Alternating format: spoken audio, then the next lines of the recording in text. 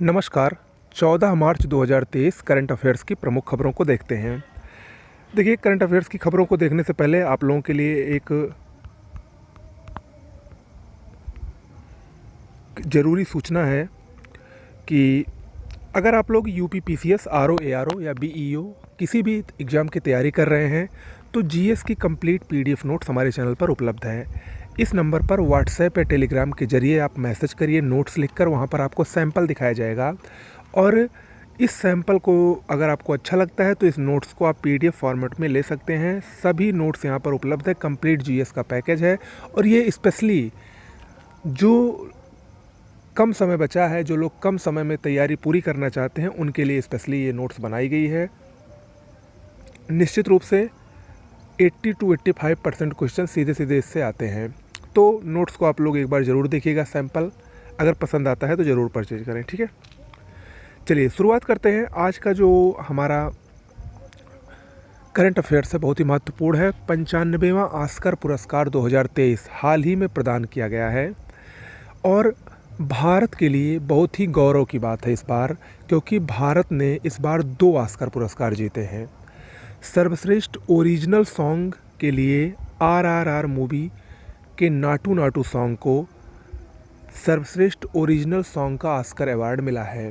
इससे पहले आरआरआर का ये गाना Naatu Naatu golden globe award भी जीत चुका है, क्रिटिक्स चॉइस अवार्ड भी जीत चुका है। इस बार इसने बहुत सारे इंटरनेशनल जो अवार्ड होते हैं उसको जीते हैं और सिनेमा जगत का विश्व का सबसे बड़ा पुरस्कार ऑस्कर पुरस्कार भी इसने हासिल किया, जो कि भारतीयों के लिए बहुत ही अच्छी बात है, बहुत ही गौरव का क्षण है।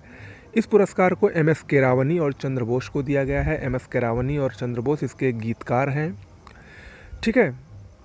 इसके अलावा भारत की ही सर्वश्रेष्ठ best document short film the elephant whispers को भी ऑस्कर पुरस्कार से सम्मानित किया गया है। नेटफ्लिक्स की ये डॉक्यूमेंट्री फिल्म है जो कि दक्षिण भारत के एक छोटे से गांव के कपल्स की कहानी है, जो अपने यहाँ एक हाथी को लाकर, जिसका नाम वो रघु रखते हैं और उसका पालन पोषण करते हैं और उसको अपने परिवार के तरीके से रखते हैं। इस कहानी को, यानी जो एनिमल्स हैं और ह्यूमन, यानी मानव और जानवरों के बीच की जो बॉन्डिंग है, उसको बहुत ही खूबसूरत तरीके से इस फिल्म में दिखाया गया है। इसके डायरेक्टर कार्तिकी गोंजाल्विस हैं। द एलिफेंट व्हिस्पर्स, तो इसको बेस्ट डॉक्यूमेंट शॉर्ट फिल्म का पुरस्कार, ऑस्कर पुरस्कार मिला है, ओके।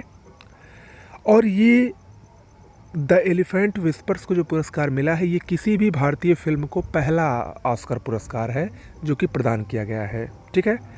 इसके अलावा बेस्ट फिल्म का Oscar Everything Everywhere All at Once film को मिला है, जबकि बेस्ट एक्टर का पुरस्कार ब्रेंडन फ्रेजर को फिल्म द व्हेल के लिए मिला है और बेस्ट एक्ट्रेस का पुरस्कार मिशेल योह को Everything Everywhere All at Once, यानी इसी मूवी के लिए बेस्ट एक्ट्रेस का पुरस्कार मिशेल योह को दिया गया है, ओके। तो ये इम्पोर्टेंट है। ऑस्कर पुरस्कार के इतिहासों की बात करें तो 1929 से ये ऑस्कर पुरस्कार प्रारंभ हुआ है। पहला ऑस्कर 1929 में दिया गया था। पहली बार भारतीय जो ऑस्कर पुरस्कार विजेता रही हैं वो भानु अथैया थी 1982 में। इनको बेस्ट कॉस्ट्यूम के लिए ऑस्कर अवार्ड दिया गया था। अब तक कुल 7 भारतीयों ने ये पुरस्कार जीते हैं, जिसमें ये दोनों भी शामिल हैं, ओके। तो ये ऑस्कर इम्पॉर्टेंट है इस बार, खासकर जो भारतीय दोनों लोगों ने जीता है उसके लिए बहुत ही महत्वपूर्ण है। आगे बढ़ते हैं।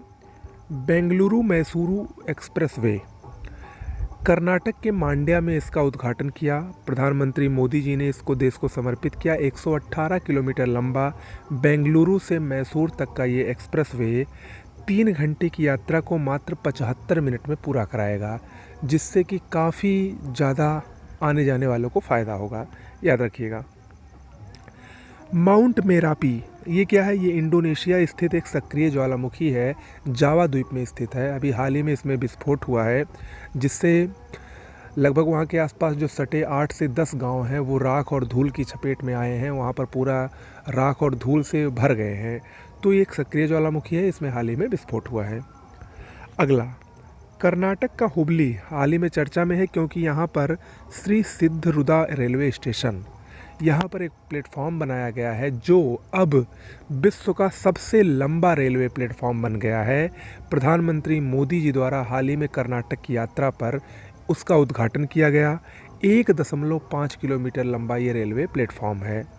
इससे पहला जो अब तक विश्व का सबसे लंबा प्लेटफॉर्म था वो उत्तर प्रदेश के गोरखपुर का था, जो कि 1.3 किलोमीटर लंबा था।